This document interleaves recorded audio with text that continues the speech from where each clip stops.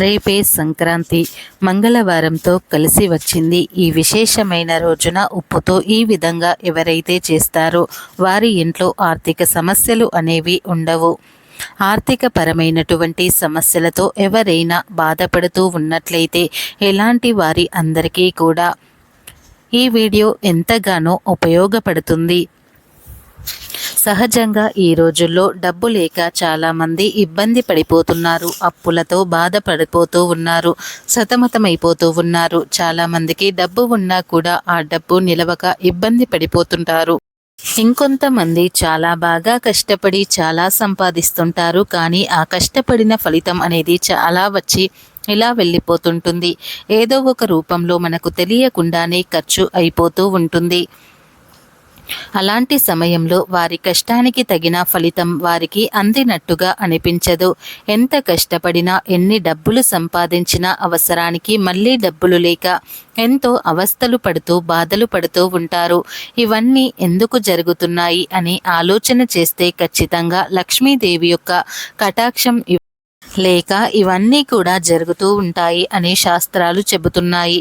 మరి అమ్మవారి యొక్క కరుణా కటాక్షం పొందాలి అంటే, అమ్మవారి యొక్క చల్లని దీవెనలు మనపైన ఉండాలి అంటే ఈరోజు ఉప్పుతో ఏం చేయాలి అనే విషయాన్ని ఇప్పుడు మనం ఈ వీడియోలో వివరంగా తెలుసుకుందాం.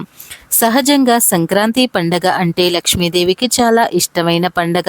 సంక్రాంతి రాగానే చాలామంది ఇళ్లలో ఉన్న జ్యేష్ఠ లక్ష్మిని, దరిద్ర లక్ష్మిని, అలానే మన చుట్టూ ఉన్న నెగిటివిటీని, ఒంట్లో ఉన్న నెగిటివ్ని తొలగించుకోవటానికి ఎన్నెన్నో రకాల పరిహారాలను పాటిస్తూ ఉంటాము. ఇంట్లో ఉన్న దరిద్రము, నెగటివ్ ఎనర్జీ బయటకు వెళ్ళిపోగానే తక్షణమే లక్ష్మీదేవి ఇంట్లోకి అడుగుపెట్టి మనల్ని ధనవంతులని చేస్తుంది. మనం చేసే ప్రతి పనిలో విజయాన్ని కలిగిస్తుంది. మనం ఎంత సంపాదిస్తామో అంత సంపాదన కంటే,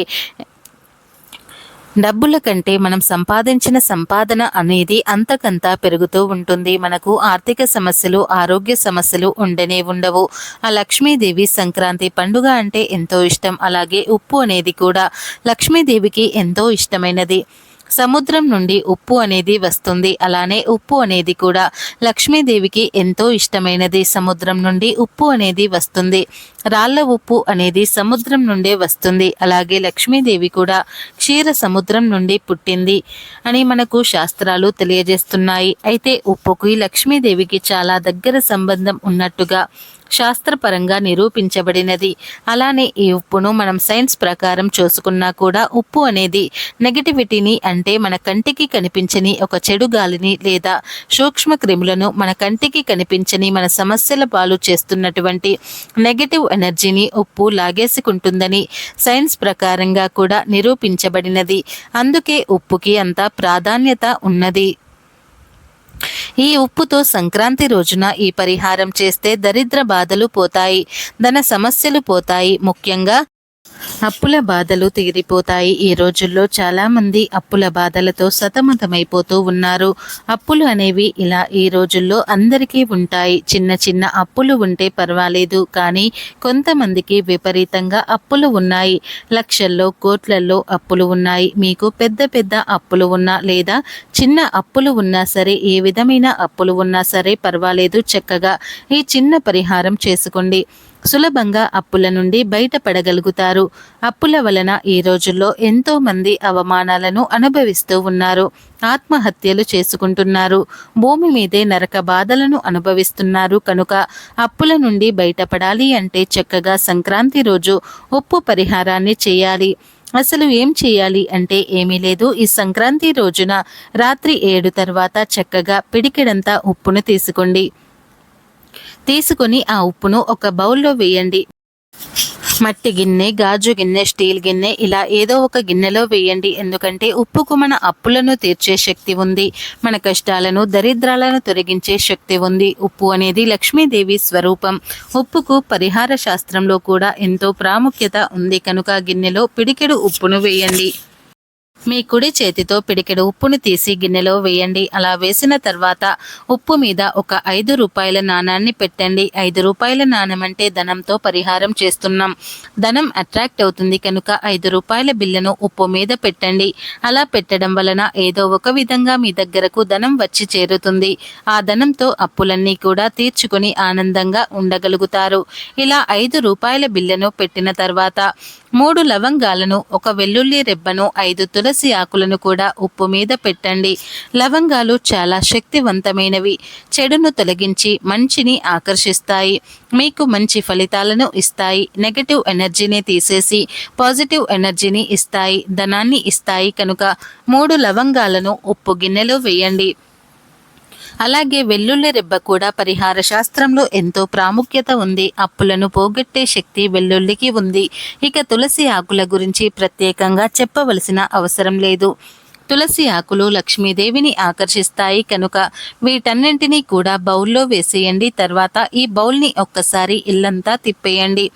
బెడ్రూమ్, హాలు, కిచెను ఇలా అన్ని రూముల్లో తిప్పేసిన తర్వాత బాత్రూమ్ తప్ప మిగతా గదుల్లో ఉప్పును తిప్పేసి చివర్లో ఈ బౌల్ను పూజా గదిలోకి తీసుకువెళ్ళి మీ ఇష్ట దైవం దగ్గర పెట్టండి. అంటే అడ్డు లేకుండా ఒక పక్కగా పెట్టుకొని మీ కోరికను దేవునికి చెప్పుకోండి. దేవుడా, మాకు ఆర్థిక సమస్యలు ఉన్నాయి, అప్పుల బాధలు ఉన్నాయి, ఈ అప్పులన్నీ కూడా తీరి మేము కూడా అందరిలాగా ఆనందంగా ఉండేలాగా చూడు దేవుడా. కుదిరితే మేము కూడా అప్పులు ఇచ్చే స్థాయికి తీసుకువెళ్ళు దేవుడా అనే సంకల్పం చెప్పుకోండి. అక్కడ వదిలేసి మీరు మీ పనులు చేసుకోండి.